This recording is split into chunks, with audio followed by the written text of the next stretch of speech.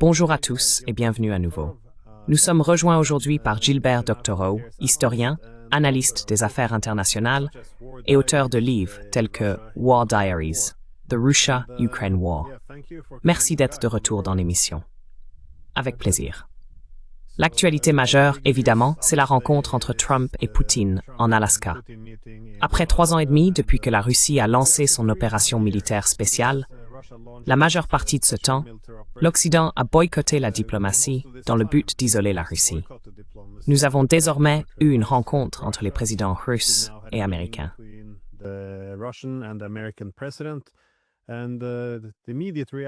Et les réactions immédiates, bien sûr, ont varié de l'optimisme extrême à la panique totale, surtout en Europe. Les médias, en particulier, sont hostiles aux efforts diplomatiques.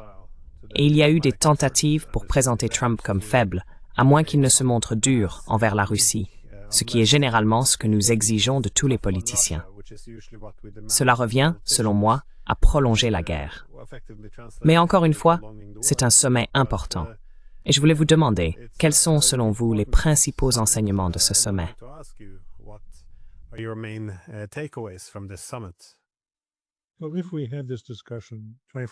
Eh bien, si nous avions eu cette discussion il y a 24 heures, j'aurais eu du mal à dire quelque chose que mes collègues n'avaient pas déjà dit, car tout le monde avait un micro devant soi dans les minutes qui ont suivi la clôture de la conversation.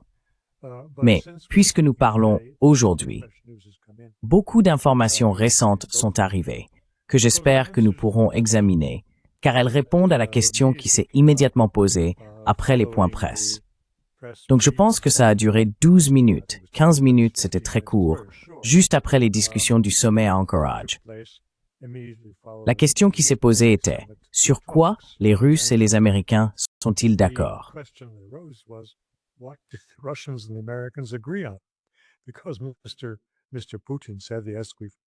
Parce que M. Poutine a dit oui, nous nous sommes rapprochés de la résolution du problème. Mais comment se sont-ils rapprochés? Aucune information n'a été communiquée par l'une ou l'autre des parties dans les minutes qui ont suivi le sommet. Tout cela a été révélé à la fois intentionnellement et par une fuite discrète à la presse par des personnes, j'en suis sûr, comme Macron. Il n'aurait pas pu résister à la tentation d'appeler des journalistes pour leur montrer tout ce qu'ils savaient et qui pouvait les intéresser. Ce que je veux dire, c'est que les accords de base conclus entre Trump et Poutine ont été révélés au cours des dernières 24 heures. La première révélation a eu lieu peu après, et les informations les plus importantes ne sont sorties, je dirais, qu'au milieu de la nuit ou tôt ce matin.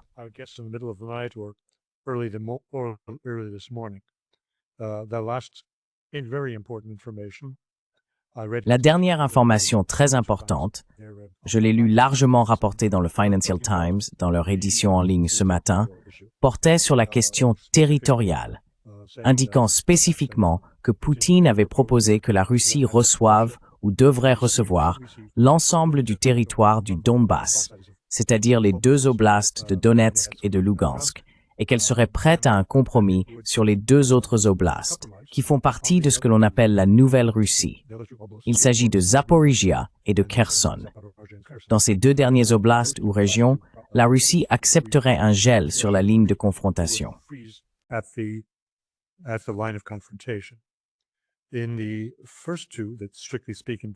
Dans les 2 premiers cas, c'est-à-dire à proprement parler, le Donbass, comprenant Donetsk et Luhansk, la Russie insisterait pour que l'Ukraine se retire complètement de ces territoires afin que la Russie reçoive des terres qu'elle n'a pas encore conquises.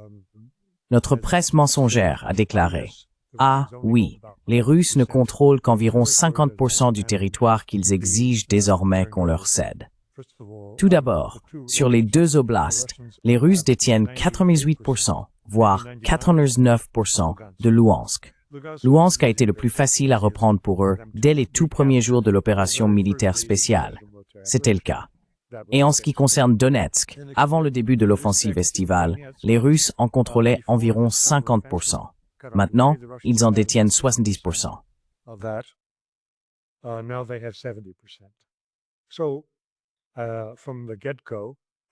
Dès le départ, ce que nos chaînes CNN et BBC nous racontent est fabriqué. La concession porte sur le temps et des vies, car il est évident pour toute personne ayant des connaissances militaires que les Russes prendront l'ensemble du Donbass en quelques semaines. Le récit venant de Kiev affirme qu'en abandonnant Slaviansk et Kramatorsk, deux villes fortifiées situées entre la ligne actuelle de confrontation autour de Pokrovsk à l'est et le fleuve Dniepr, l'Ukraine renoncerait à sa capacité de résister à une nouvelle offensive russe à travers le Dniepr vers le reste du pays. Eh bien, ce sont les mêmes mensonges et fabrications qui ont alimenté le récit ukrainien, répété sans cesse par les États-Unis et les alliés européens au cours des 3 dernières années.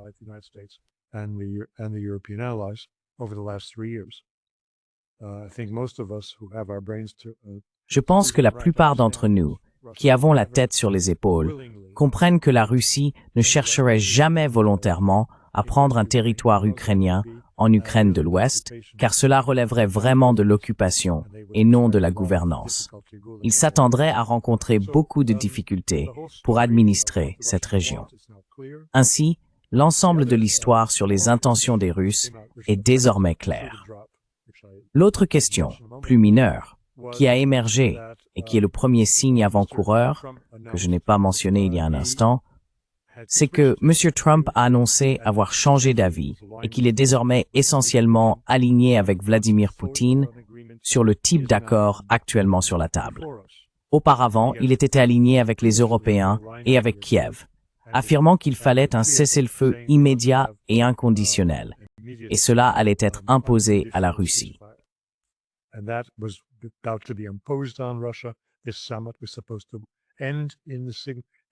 Ce sommet était censé se conclure par la signature d'un cessez-le-feu par Poutine, et ainsi de suite.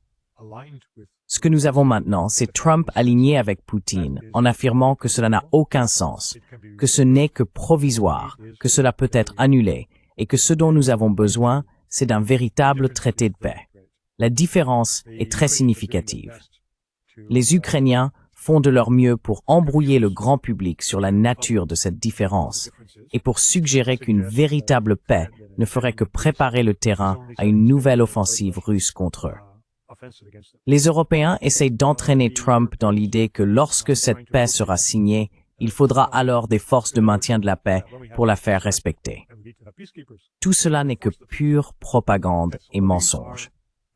Ce que M. Poutine souligne, c'est que nous devons résoudre les problèmes sous-jacents à cette guerre, éliminer les questions qui nous divisent et qui ont provoqué le conflit.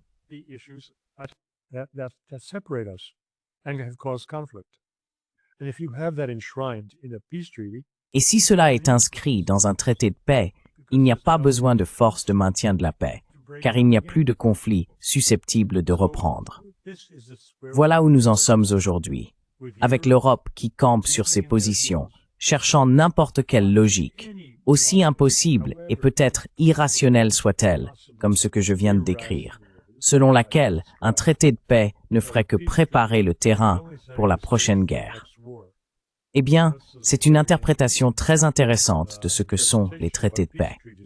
J'imagine que lorsque les traités de paix sont désastreux, comme celui de Versailles, c'est vrai. Mais si les traités de paix sont conçus par des personnes intelligentes, capables de compromis, de diplomatie et de bonne volonté, alors un traité de paix est un traité de paix. Et il ne faut pas le confondre avec une simple trêve.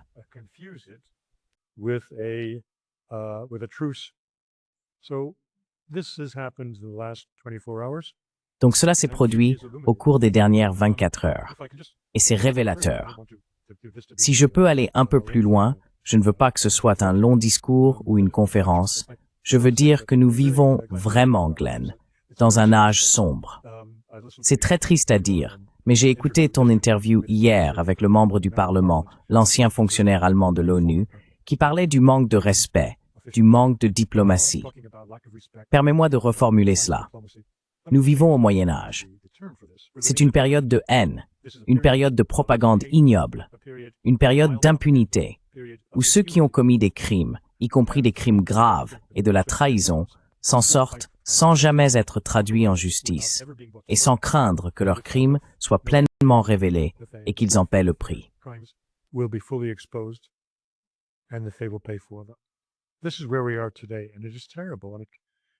Voilà où nous en sommes aujourd'hui, et c'est terrible.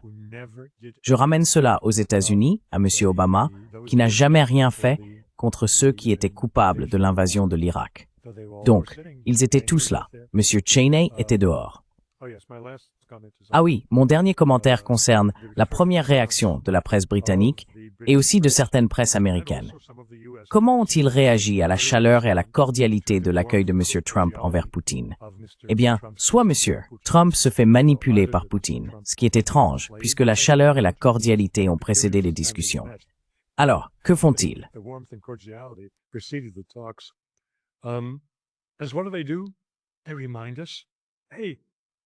Ils nous rappellent. Ils se rencontrent en Alaska parce qu'il n'y a pas beaucoup d'endroits où M. Poutine et Trump peuvent se voir. Parce que, tu te souviens de ça? M. Poutine est un criminel de guerre. Un criminel de guerre. Et il a été condamné par la Cour pénale internationale. Eh bien, ils ont ressorti cet argument au cas où l'un d'entre nous l'aurait oublié. Cette parodie totale de justice concernant le soi-disant enlèvement de milliers, ou peut-être de quelques dizaines, d'enfants ukrainiens qui se trouvaient en pleine zone de guerre, sans parents ni tuteurs. Bref, voilà ma longue introduction à la situation actuelle.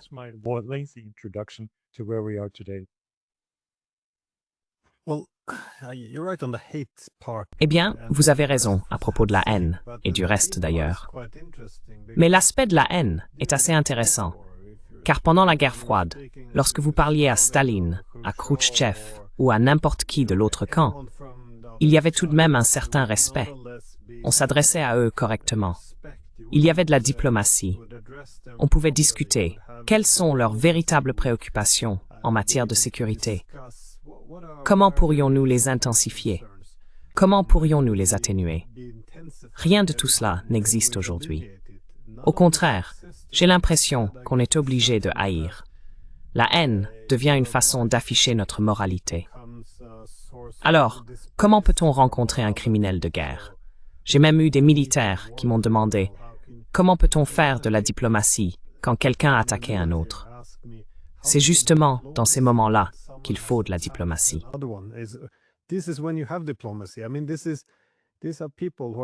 Je veux dire, ce sont des personnes qui occupent des postes de direction, et elles tiennent un discours empreint d'un moralisme excessif, ce qui rend impossible toute action réellement bénéfique dans le monde, en dialoguant avec l'autre camp. Mais en ce qui concerne ce qui semble être une réalisation clé, pour, je suppose, la réalisation de la paix, ce serait que Trump, comme vous l'avez dit, s'est éloigné du cessez-le-feu, ce qui ne signifie pas la paix, et s'est orienté vers le traitement des causes profondes. Pour moi, c'est intéressant, parce qu'en Europe, depuis les années 1990, nous avons décidé, créons une nouvelle Europe organisée autour de l'UE et de l'OTAN. Tout le monde devrait en faire partie, sauf la Russie. Et la Russie ne devrait pas non plus avoir de droit de veto ou de regard sur ce que nous faisons, puisqu'elle ne fait pas partie de l'OTAN. Donc essentiellement, nous avons créé et institutionnalisé l'exclusion de la Russie de l'Europe. Et nous avons en quelque sorte fait comme si la Russie n'existait plus.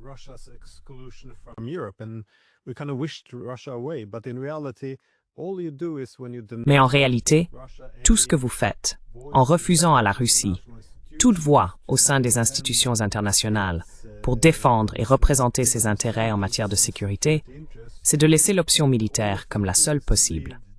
Et à ce stade, créer les conditions pour, eh bien, seulement un cessez-le-feu, puis nous mettrons des forces de maintien de la paix, ou peu importe comment vous les appelez, cela ne fonctionnera pas.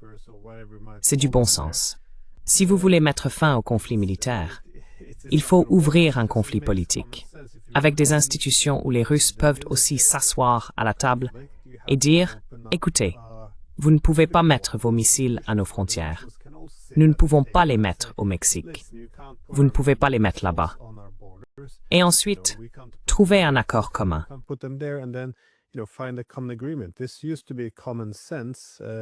C'était autrefois du bon sens. Mais encore une fois, il était autrefois évident de se parler avec un minimum de respect et de ne pas criminaliser la diplomatie. Mais cela semble appartenir au passé. En ce qui concerne la résolution de la question ukrainienne, c'est assez important. Je trouve intéressant d'accepter le postulat russe selon lequel il faut s'attaquer aux causes profondes. Nous avons en quelque sorte eu la confirmation de cela par tous les Européens qui sont maintenant en pleine panique. Ce que j'ai trouvé intéressant, cependant, c'est qu'il semblait aussi y avoir une forte insistance sur le bilatéralisme, c'est-à-dire que la Russie et les États-Unis ne sont pas simplement otages de ce qui se passe en Europe. Je me demandais comment vous interprétiez cette focalisation sur les relations bilatérales.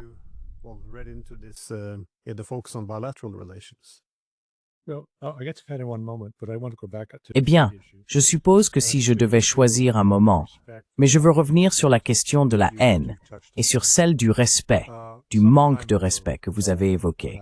Il y a quelque temps, lorsque j'étais en correspondance régulière avec le professeur Stephen Cohen, il m'a insisté, alors que j'étais sur le point d'écrire quelque chose à propos de la visite de George Soros à Bruxelles et de son incapacité à se souvenir de quoi que ce soit sur scène. J'étais sur le point de mentionner la sénilité dans mon article. Il m'a mis en garde. C'était il y a 10 ans. L'homme est toujours en vie. Il m'a averti que l'argumentation ad hominem est vraiment inacceptable dans le discours académique. Je n'étais pas d'accord et je ne le suis toujours pas.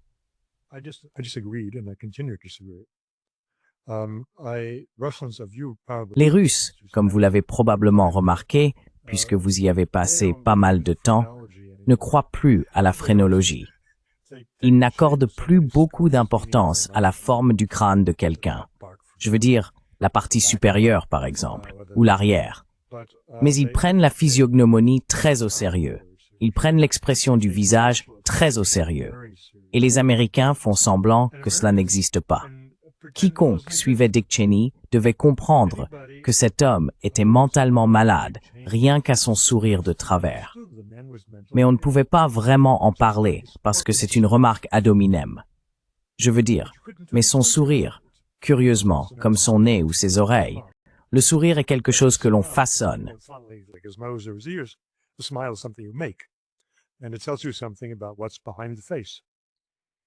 Et cela en dit long sur ce qui se cache derrière le visage. Mogherini, elle est devenue mentalement malade en service. On pouvait voir la tension sur son visage et elle a perdu sa concentration.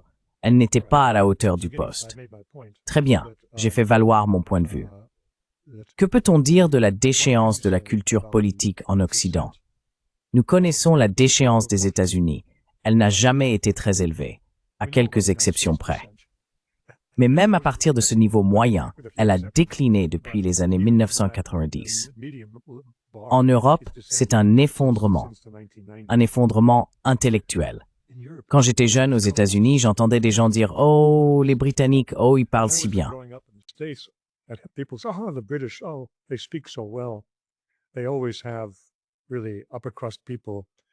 Ils ont toujours eu des gens issus de la haute société à la tête du gouvernement. On ne peut plus dire ça aujourd'hui. Ils ont eu une succession d'idiots, que la City de Londres elle-même a dénoncé lorsqu'ils ont évincé. C'était atroce, non? J'ai oublié qui, celle qui n'a duré que 6 semaines, moins longtemps qu'une laitue iceberg, parce qu'elle était intellectuellement incompétente. Que peut-on dire de Kallas? Elle est la risée en Russie. Que peut-on dire d'Annalena Baerbock? Que l'Allemagne ait dans son gouvernement une idiote pareille, je veux dire, c'est une idiote, c'est impensable. Alors comment peut-on attendre du respect, de la diplomatie et tout le reste de la part de gens qui sont des sauvages, sans éducation, sans aucune connaissance, des gens qui parlent d'un changement d'opinion à 360 degrés?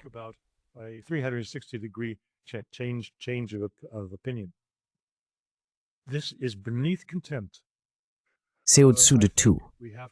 Je pense que nous devons examiner les processus démocratiques qui mettent ces imbéciles au pouvoir avant de commencer à dire « Eh bien, ils voient ceci » ou « Ils ne voient pas cela ».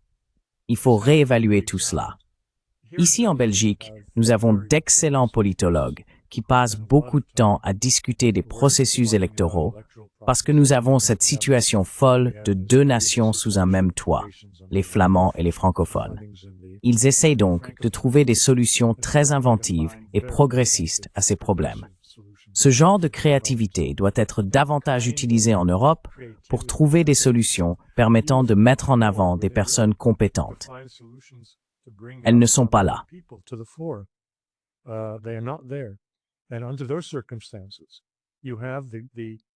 Et dans ces circonstances, on assiste à la réaction folle au sommet d'hier que l'on voit à la une des journaux européens. Ils ne sont tout simplement pas à la hauteur du défi. Vous avez abordé dans certaines de vos émissions récentes cette question de l'Europe qui devient géopolitiquement insignifiante. Eh bien, c'est à cause du faible niveau de la culture politique dans l'Europe d'aujourd'hui. Il n'y a pas de grands personnages. Il y a des gens courageux comme Orban et Fico, mais il n'y a pas de grands personnages. Je ne veux pas dire que les grands personnages sont toujours des gens sages ou sympathiques, mais leur capacité intellectuelle, leur aptitude à appréhender les grandes questions, cela n'existe pas aujourd'hui. Je suis désolé, maintenant que je me suis égaré sur ce sujet, j'ai perdu le fil de votre question. Pourriez-vous me la rappeler?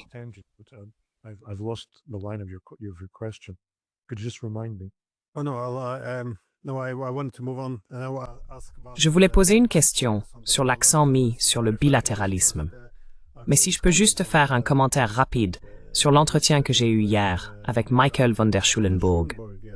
Il n'est pas seulement membre du Parlement européen, mais en tant que secrétaire général adjoint des Nations Unies, il a passé 34 ans dans des zones de conflit. Il ne vivait pas en Allemagne en prenant l'avion pour s'y rendre. Il résidait sur place. Il avait des maisons. Il a vécu dans les zones de conflit pendant 34 ans.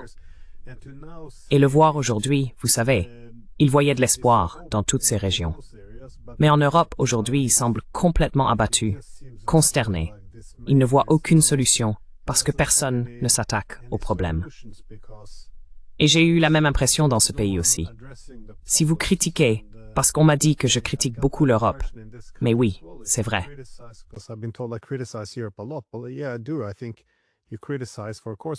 Je pense que l'on critique pour corriger le cap, mais eh bien, si ça ne te plaît pas, alors tu ne devrais plus vivre ici. C'est ça, la mentalité.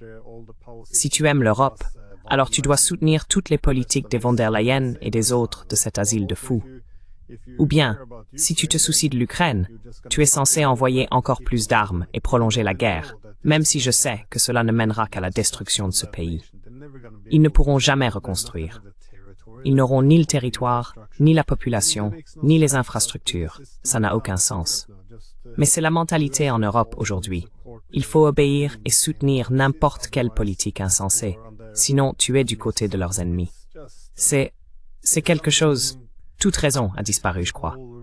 Bref, je pense que le bilatéralisme était la direction que je prenais.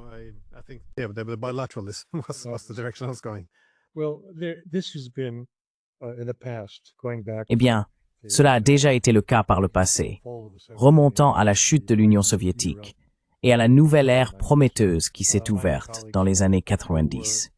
J'avais des collègues qui étaient tellement enthousiastes à l'idée d'une amitié et d'une coopération américano-russe, une coopération stratégique dans tous les domaines.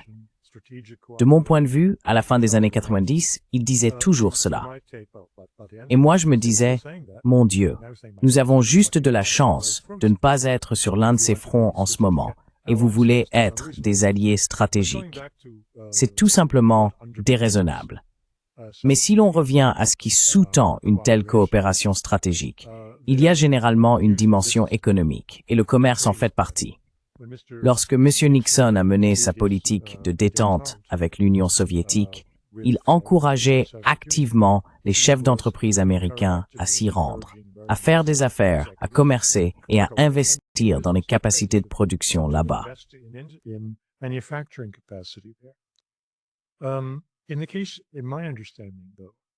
Dans ce cas, à ma compréhension, il n'existe vraiment pas de base pour le bilatéralisme entre les États-Unis et la Russie. Leurs économies n'ont jamais été complémentaires de la même manière que les relations russo-européennes l'étaient. le volume des échanges commerciaux entre les deux pays n'a jamais été très important. Ce n'est pas qu'il a chuté depuis des sommets. Il n'a jamais atteint de sommet, non pas par manque de volonté, mais parce que l'économie n'a pas rapproché les gens, comme elle a pu rapprocher, par exemple, les Allemands et les Russes dans le domaine de l'approvisionnement énergétique et des matières premières. Ce qui était d'ailleurs un argument avancé par M. Macron lorsqu'il considérait encore la Russie de façon positive.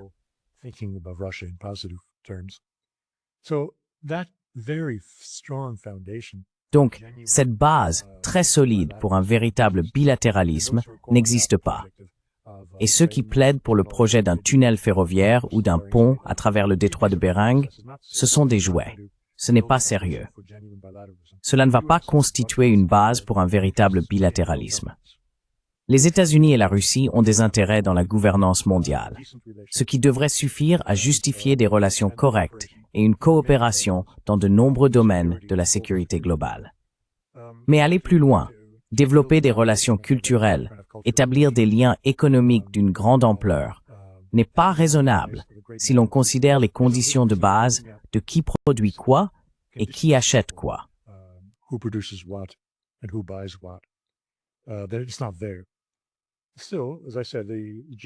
Ce n'est pas le cas. Pourtant, comme je l'ai dit, les intérêts géopolitiques communs devraient suffire à justifier le bilatéralisme. Quant au reste du monde, eh bien, le bilatéralisme n'exclut pas que les deux participent à des sociétés régionales de commerce et à d'autres intérêts, y compris technologiques. Ce n'est pas quelque chose d'exclusif. Bien sûr, la Russie ne va pas fermer la porte aux BRICS pour entretenir de bonnes relations avec les États-Unis. Quant à M. Trump, il est occupé à fermer la porte au monde. Donc cette question ne se pose même pas pour lui. Ai-je répondu à cela? Je veux dire, de la façon dont vous l'attendiez, ou n'ai-je pas répondu à la question comme vous le souhaitiez?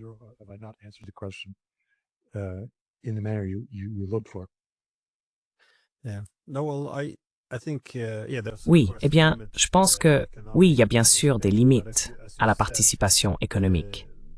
Mais comme vous l'avez dit sur le plan géopolitique, le contrôle des armements, il y a beaucoup d'autres choses à faire. Mais même dans le domaine économique, je ne pense pas que la Russie va s'éloigner des BRICS. Je pense que cette initiative de la Grande Eurasie qu'ils poursuivent actuellement, qui a remplacé leur objectif d'une Grande Europe incluant la Russie, est bel et bien permanente. Mais les Russes veulent, je suppose, un meilleur équilibre des dépendances. Ils ne veulent donc pas d'une dépendance excessive envers un acteur comme la Chine, qui est plus puissant qu'eux, étant donné que la Russie sera toujours plus dépendante de la Chine que l'inverse. Ils ne peuvent pas être des économies égales. Mais l'asymétrie peut être compensée s'ils diversifient simplement, ont plus de partenaires et ne mettent pas tous leurs œufs dans le même panier.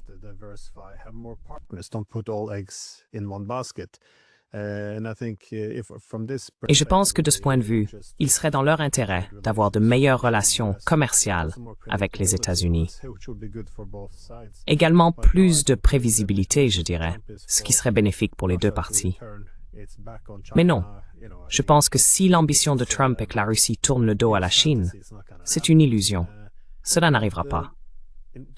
Mais en ce qui concerne ce que l'on peut tirer du sommet en Alaska, je suppose que l'une des raisons pour lesquelles on peut en apprendre davantage maintenant, par rapport à il y a 24 heures, c'est qu'une rencontre va déjà être organisée entre Trump et Zelensky lundi, si je ne me trompe pas, ce qui est dans seulement quelques heures. Mais selon ce qu'ils vont aborder, savez-vous de quoi il s'agira exactement?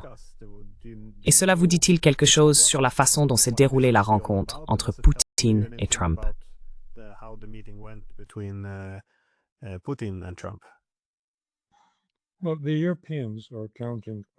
Eh bien, les Européens comptent sur, ils préparent Zelensky à la rencontre avec Trump en partant du principe que s'il est correctement briefé, il pourra éviter de franchir des points sensibles avec Trump et éviter le genre d'explosion qui s'est produite il y a 6 mois lorsqu'ils se sont rencontrés dans le bureau ovale et qu'il pourra retourner Trump. Après tout, nous savons tous que Poutine a manipulé Trump. Trump parlait de cesser le feu en arrivant au sommet, il parlait de traité de paix en repartant du sommet. Donc, eh bien, je pourrais le retourner à nouveau. Je pense qu'il passe à côté de l'essentiel.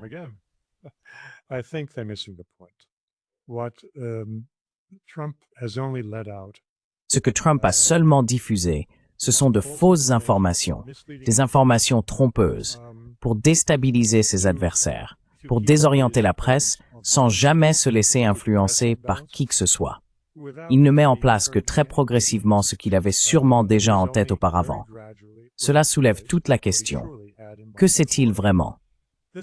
Je veux dire, beaucoup de mes collègues supposent qu'il est superficiel, qu'il manque de concentration, qu'il change d'avis d'un jour à l'autre et qu'il est mal informé.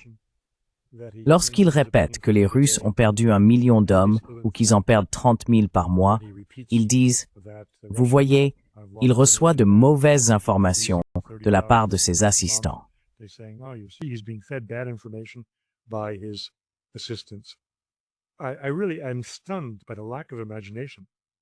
Je suis vraiment stupéfait par le manque d'imagination des anciens analystes de la CIA. C'est déprimant. Enfin, c'est peut-être une bonne nouvelle. Cela montre que la CIA ne dispose pas vraiment de beaucoup de talent analytique à un moment donné. Ce qui est... Je ne veux pas dire que toute l'institution est comme ça, mais quand je lis certains commentaires des analystes, je suis sidéré. Penser que Trump en saurait moins qu'eux est très étrange. Je suis sûr qu'il sait tout. Lorsqu'il a dit que la Russie est une machine de guerre, cela résume toute l'histoire.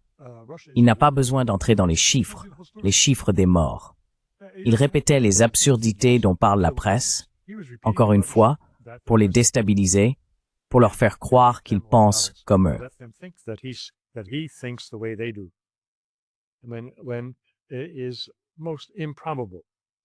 Il est très improbable qu'ils pensent comme eux, ou qu'il ait cru à toutes les absurdités racontées sur l'état réel du champ de bataille.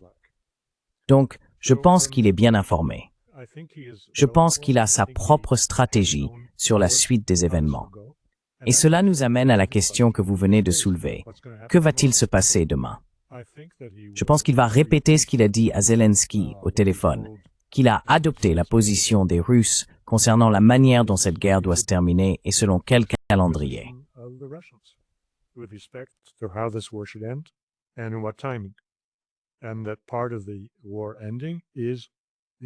Et cette partie de la fin de la guerre implique que l'Ukraine concède une fois pour toutes, pas temporairement, mais probablement de jure, qu'elle a perdu le Donbass et des parties des 2 autres régions que j'ai mentionnées, la partie de la Nouvelle-Russie, qui est Zaporizhia et Kherson, et qu'elle n'aura pas d'armée au-dessus d'une certaine taille, et qu'elle ne fera pas partie de l'OTAN, ni n'y entrera. Quand on regarde les commentaires venant d'Europe aussi récemment qu'hier, disant « Oh, ce n'est que temporaire, ils ne peuvent pas entrer dans l'OTAN », ils n'écoutent pas. Ils n'écoutent pas Trump. Il l'a clairement dit, jamais. Ensuite, il y a toute la question de la coalition de volontaires, la volonté de mettre des troupes, des soldats sur le terrain en Ukraine afin de protéger l'Ukraine d'une nouvelle agression russe.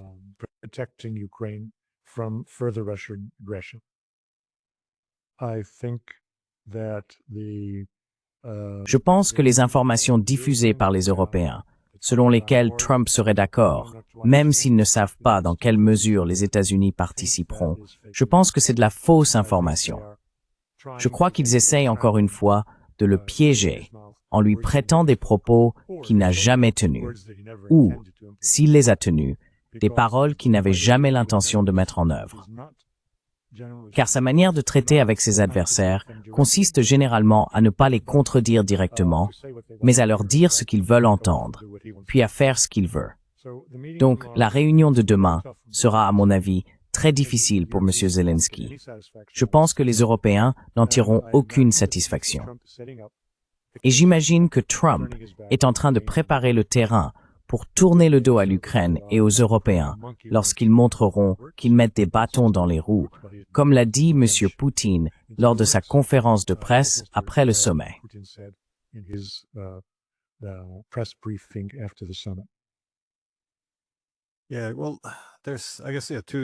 Eh bien, il y a, je suppose, deux hypothèses différentes concernant la rhétorique de Trump, qui changent souvent.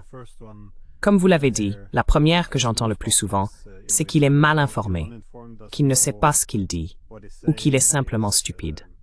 Mais, alternativement, comme vous l'avez suggéré, il faut aussi reconnaître la réalité selon laquelle il se trouve dans une position difficile, car il doit naviguer entre deux positions qui semblent irréconciliables. D'un côté, il y a non seulement des alliés hostiles en Europe, Zelensky, et en effet, l'establishment politique de Washington, qui ne veut rien de ce qu'il essaie de faire. Et de l'autre côté, il y a la Russie, avec des exigences assez élevées concernant ce qu'elle souhaite dans cet accord de paix, étant donné que cela dure sans solution depuis maintenant 30 ans.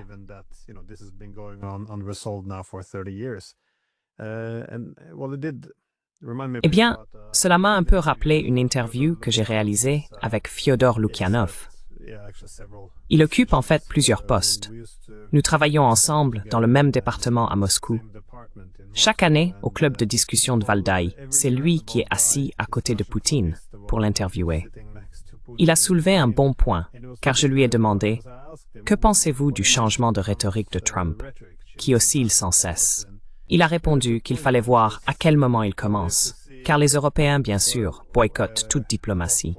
Ils ne veulent pas parler à la Russie. Zelensky a exclu toute discussion avec la Russie.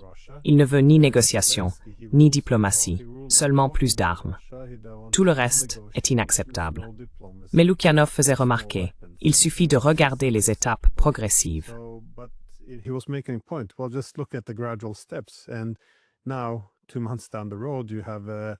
Et maintenant, 2 mois plus tard, la France discute de la possibilité de rouvrir la diplomatie avec la Russie.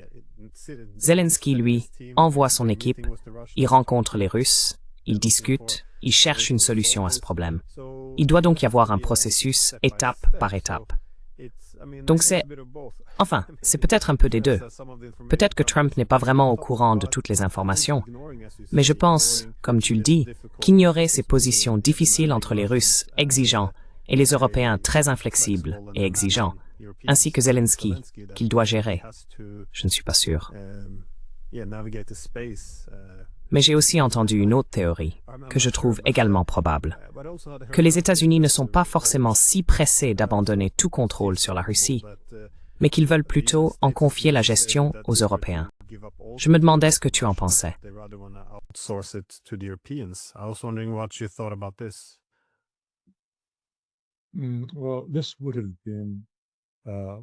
Eh bien, cela aurait certainement été une bonne interprétation avant que M. Trump et ses associés ne démantèlent la CIA, ne démantèlent le National Endowment for Democracy, avant qu'ils n'évincent tous les mauvais éléments qu'ils pouvaient trouver du gouvernement fédéral.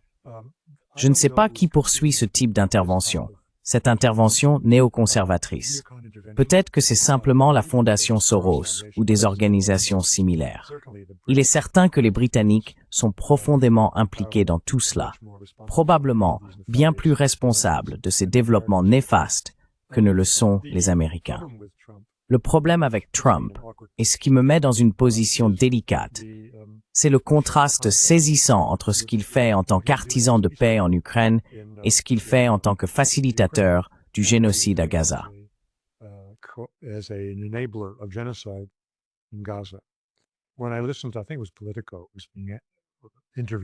Quand j'ai écouté, je crois que c'était Politico, oui, une interview ce matin sur la BBC à propos de M. Trump en tant qu'artisan de la paix et de la douleur qu'il ressent en entendant parler de personnes tuées à la guerre. Que puis-je dire? Ce n'est pas le Trump pour lequel je me fais l'avocat, pour ainsi dire. Je soutiens ce qu'il fait en Ukraine. Je pense que c'est bien planifié, qu'il est très bien assisté par Steve Witkoff pour le maintenir sur la bonne voie, pour garder sa réflexion solide. Mais bien sûr, il travaille avec ce même Witkoff, menant cette coopération très très malsaine avec le gouvernement de Netanyahou dans un génocide.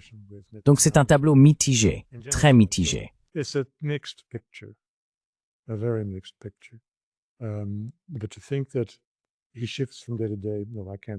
Mais penser qu'il change d'avis d'un jour à l'autre, non, je ne peux pas supporter ça.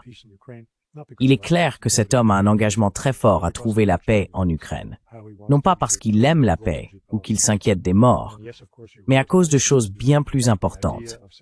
Sa volonté de remodeler la géopolitique mondiale. Et oui, bien sûr, tu as raison. L'idée de séparer la Russie de la Chine est une obsession pour beaucoup de gens dans son entourage, à commencer par Rubio, son secrétaire d'État. Cela oriente donc certainement son attention vers la Russie et ses tentatives de traiter diplomatiquement et cordialement avec M. Poutine.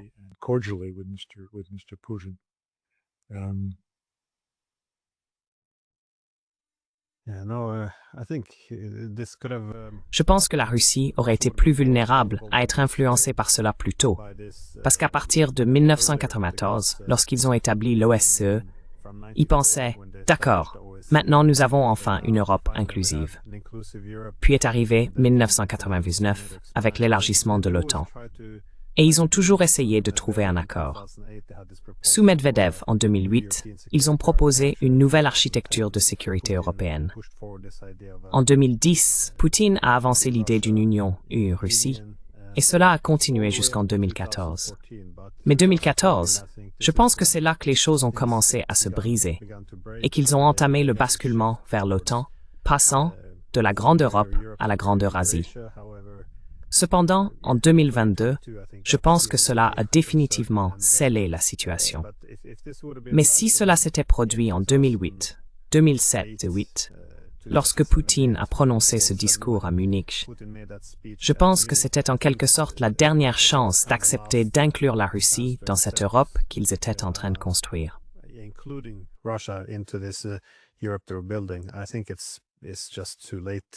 Je pense qu'il est tout simplement trop tard à ce stade.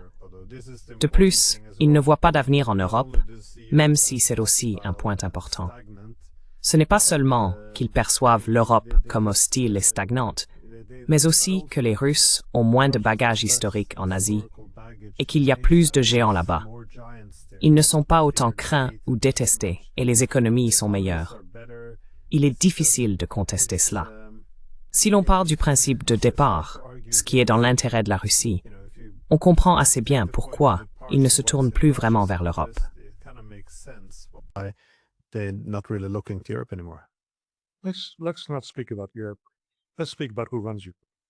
Ne parlons pas de l'Europe. Parlons de qui dirige l'Europe. Celui qui dirige l'Europe, c'est l'Allemagne. Et la responsabilité de cette occasion manquée incombe directement à l'Allemagne, avec Merkel en 2008. Vous avez mentionné l'initiative Medvedev, je l'ai suivie de très près lorsqu'elle a été lancée. Elle a été très mal préparée par les Russes. Monsieur Lavrov a tenté de la relancer après qu'elle ait été écartée de façon décisive par Merkel pour essayer de lui redonner vie, car le texte que Medvedev avait publié, et je crois qu'il l'a publié sur les réseaux sociaux, il essayait d'être dans l'air du temps, très moderne. L'Amérique avait encore la diplomatie publique comme étendard, et il a essayé de s'en servir. Bref, cela a été mal fait. Néanmoins, elle l'a rejeté d'emblée.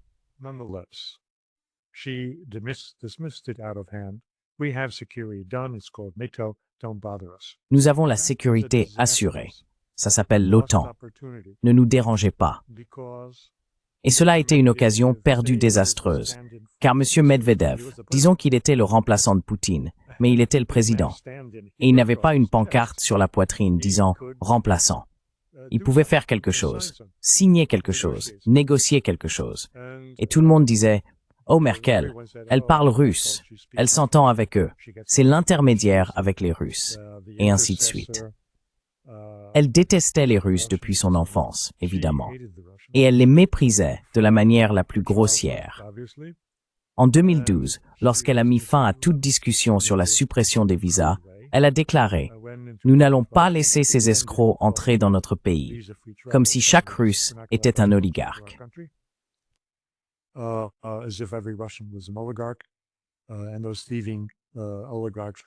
Et tous ces oligarques, voleurs, sont quand même entrés dans le pays, alors que les citoyens ordinaires n'ont pas pu le faire. Elle a été le point de départ de la situation dans laquelle nous nous trouvons aujourd'hui. Je dis cela parce que elle avait le contrôle de la nomination du président de la Commission. Juncker a été nommé sur sa suggestion parce qu'il était gérable au sens habituel du terme, c'est-à-dire qu'ils avaient des dossiers sur lui. Il était donc sous son contrôle. Le Parlement européen était effectivement sous son contrôle, car le Parti populaire européen, même à l'époque, certainement en 2015, avait le contrôle total du Parlement européen. Et elle a manqué l'occasion. Pourquoi? Ce n'était pas un accident, parce que l'Allemagne avait opéré le changement.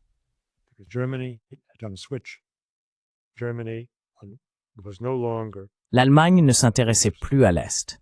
L'Allemagne s'intéressait à la Mitteleuropa. L'Allemagne avait trouvé d'excellentes colonies en Pologne et en République tchèque pour une main-d'œuvre très bon marché afin de faciliter son industrie d'exportation de biens manufacturés.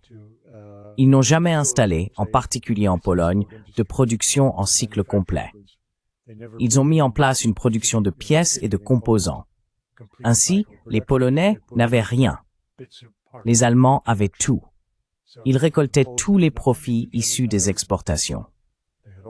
Et étant donné que les intérêts économiques de l'Allemagne, le nombre d'Allemands employés grâce à la Mitteleuropa, dépassait sans doute de loin les 400 000 Allemands en 2015 dont on disait qu'ils devaient leur emploi au commerce avec la Russie.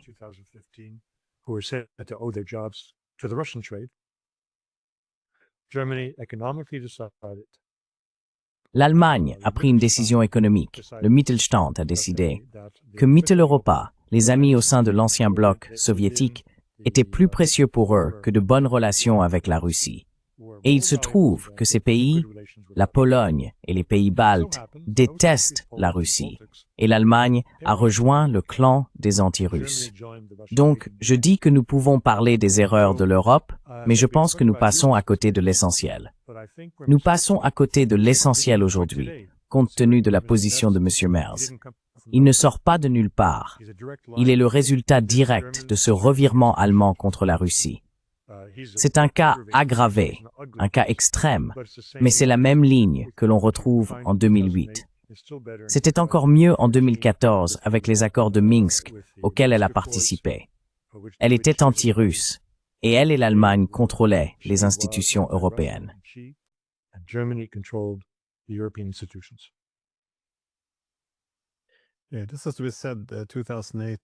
Oui, comme nous l'avons dit, la proposition de 2008 de Medvedev pour une nouvelle architecture de sécurité européenne ne prévoyait en réalité ni le remplacement ni la dissolution de l'OTAN. Elle reconnaissait simplement que nous avons besoin d'un cadre pan-européen plus large, car l'OTAN est un bloc militaire. Sa sécurité est à somme nulle. Elle n'adhère pas au principe de sécurité indivisible. Donc, afin d'éviter de nous retrouver dans une situation où les États frontaliers, que ce soit l'Ukraine, la Moldavie ou la Géorgie, doivent choisir entre l'Est et l'Ouest, et que nous déchirions la société en les tirant dans des directions opposées, il nous faut une architecture de sécurité commune pour ne pas finir avec une logique de somme nulle. C'était cela. Et ils ont rejeté la proposition. Voilà. Ils lui ont opposé une fin de non-recevoir.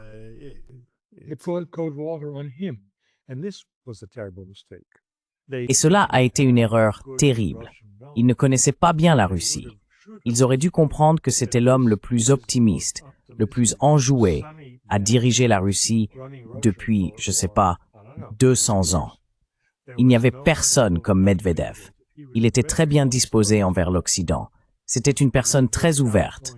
Et le confondre avec le Medvedev d'aujourd'hui est une énorme erreur. Il aurait pu être un bon ami de l'Europe. Et ils l'ont rejeté.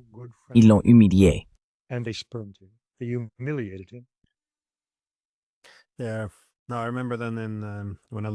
Je me souviens quand je vivais en Russie, de la façon dont il parlait de lui. Il est faible, blablabla. Il s'est exposé et ils l'ont humilié. Encore une fois, c'est méconnaissable comparé au Medvedev d'aujourd'hui, qui, j'imagine, a tiré des leçons de son passé et est devenu très belliciste. Ma dernière question est plus mineure. Que pensez-vous de la rencontre qui a eu lieu en Alaska? Est-ce, comme certains l'ont suggéré, simplement pour s'éloigner le plus possible de l'Europe, sans être encombré par ce conflit? conflict? Non, je pense que Trump a été conseillé. Je ne pense pas qu'il ait pris cette initiative lui-même, mais il avait certainement des conseillers très astucieux qui l'ont fait pour des raisons symboliques. Et il y a tellement d'éléments de symbolisme dans le choix de l'Alaska. Certains ont été soulignés, notamment lors du point presse après le sommet, mais d'autres n'ont généralement pas été mentionnés. Comme je l'ai dit, la première chose que je voulais souligner, c'est que l'Alaska a été acheté, et cela pourrait servir de modèle pour mettre fin à la guerre en Ukraine, si quelqu'un voulait s'en inspirer. Il semble que personne ne le veuille.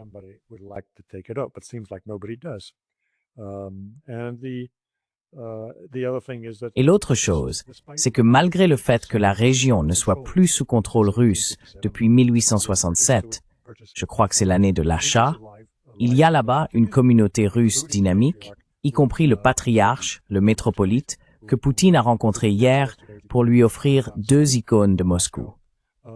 Il existe de nombreuses communautés d'églises orthodoxes dans la région, dont les fidèles sont principalement des Esquimaux ou Inuits, pour être précis. Et la proximité physique rappelle à tous que la Russie et les États-Unis ne sont pas séparés par des océans, mais par 4 kilomètres de mer.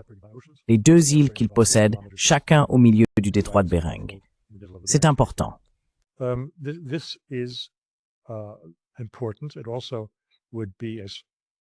Cela serait également, comme c'est le cas sur le sol américain, que les possibilités d'écoute téléphonique. Enfin, écoute téléphonique est un terme un peu désuet. Simplement d'espionner les échanges serait plus grande que si cela se déroulait aux Émirats arabes unis ou en Arabie saoudite. Ne nous faisons pas d'illusions. Ces endroits doivent être truffés de micros. Et s'ils veulent une confidentialité totale, jusqu'au moment, bien sûr, où ils transmettent l'information à Macron sur ce qu'ils ont décidé. À partir de là, la confidentialité prend fin immédiatement. Néanmoins, s'ils voulaient quelques instants de confidentialité, c'était mieux garanti aux États-Unis. Cela donnait aussi à M. Trump l'occasion de faire survoler un B-2 au-dessus d'eux, juste pour rappeler à M. Poutine, au cas où il l'aurait oublié, que les Américains disposent tout de même d'un peu de technologie.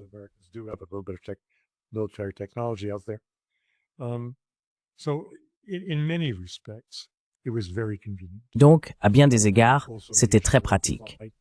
De plus, la question des droits de survol. Si la réunion avait eu lieu dans certains endroits, il aurait été difficile pour les Russes d'obtenir une autorisation de passage aérien. Ici, il n'y avait pas ce genre de problème.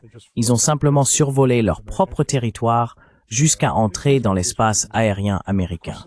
Ce sont là des raisons. Bien sûr, il y avait aussi l'occasion pour Poutine de rendre hommage aux 9 aviateurs soviétiques russes dont les tombes se trouvent juste à côté de cette base et qu'il a visité après le sommet. Tous ces éléments sont très importants symboliquement et ils permettent de distinguer cette rencontre de toutes les autres qui ont eu lieu ou auront lieu alors que la négociation de la guerre se poursuit.